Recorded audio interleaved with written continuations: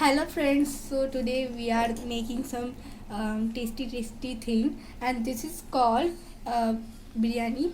It is the most popular dish in India, and it is made rice rice and some curry. So this is biryani, and we have mixed some food colors here. So you don't have to eat food colors because biryani tastes well if you don't add food color also. Okay, so see how tempting it is.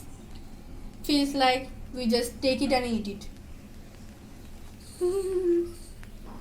What a beautiful aroma is coming from here, that I can smell it from the stairs only. And when I came inside the home, the full house became fragrant. So look at this.